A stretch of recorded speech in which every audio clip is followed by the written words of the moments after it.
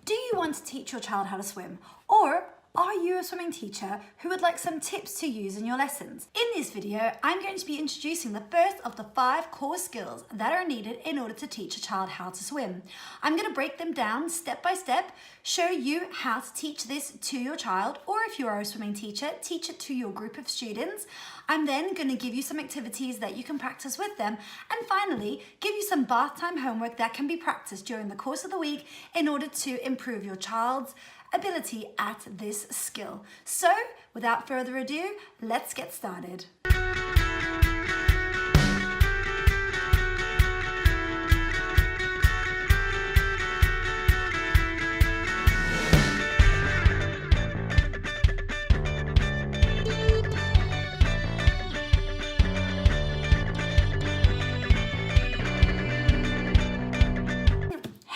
Karen with Palmer Swim, bringing you the most in-depth training and tips in order to be able to teach a child how to swim. On this channel, we do a lot of swim equipment reviews, as well as training and tips videos like this one. So if you're new here, consider subscribing. Skill number 1 is teaching your child how to hold their breath. Sometimes putting your face in the water for a child can be quite a daunting experience. So we start really small and really basic in order to turn it into a game. I like to use naming the body parts. I will start with asking the child what they call this. Of course, they will say that this is their mouth. I will then explain that when their mouth goes into the water, it's really important that they keep it closed. The reason why, and again, explain to your child the reasons behind each action. The reason why they want to keep their mouth closed is because they don't want to drink the water. Let them know that this water is not for drinking. I think explaining why a child should do something helps them to remember a lot more. So let them know that this is their mouth, and let them know that when their mouth goes in the water, that they should close it. Practice this action a few times, saying the command, close your mouth, having them then repeat the action, which is this. And every time you say, close your mouth, they should give you that action straight away. Word association when teaching children to swim is really, really important. You don't want to always have to explain each word, each lesson. So teaching simple commands at the beginning will help to progress them a little bit further. The next thing that they need to learn after closing their mouth is the action of blowing out. Try to get your child to repeat this action 3 times. It should look something like this. So again, teach them the command, close your mouth. Teach them then blowing out 3 times. Then put these things together so that when you say close your mouth or blow, they will repeat these actions to you. Now, if you're in a swimming lesson or if you're at the pool with a child, have them all sit down on the edge of the pool. You don't want to overwhelm a child too soon by having them go inside the water. So sit them on the side where they feel happy. Again, they've got their 2 commands that they've been practicing. You're now going to get a handful of water and you're going to put this over your child's head, remembering that they must keep their mouth closed as the water is poured over their head. And once you have finished doing this, you want them to blow out 3 times. It's really important that your child keeps their mouth closed the entire time that you are trickling water over them. Try to only do this for about 3 seconds so that they know after 3 seconds they're going to be exhaling. This is starting to train the breath control. Always make sure that you repeat every exercise 3 times.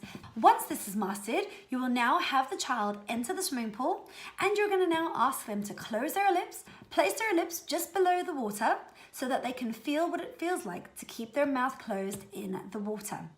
Again, they're going to lift their heads up and you're going to continue the blowing out of 3 times. The reason why blowing out is so important is if your child does accidentally swallow water, which will happen over the course of learning how to swim. Blowing out teaches them to not panic. A child can't panic and blow out at the same time.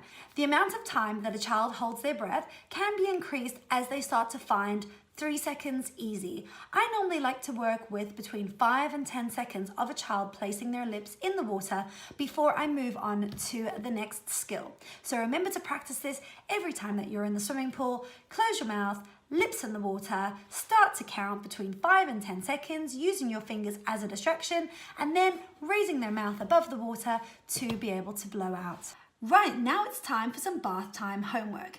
Everything that we have learnt today in the first skill can be practiced in the bath. The first thing that you do is fill the water up just a little bit so that your child is able to sit comfortably. Next thing you're going to do is go through your commands, closing your mouth and blowing out 3 times. You're then going to get a little cup full of water. You're going to ask your child to close their mouth and you are going to sprinkle the water gently over their face. Do it for about 3 seconds. Once the water has cleared, ask your child to blow out 3 times. If your child finds 3 seconds of water being poured over their head easy, then why not increase this to 5 to 10 seconds?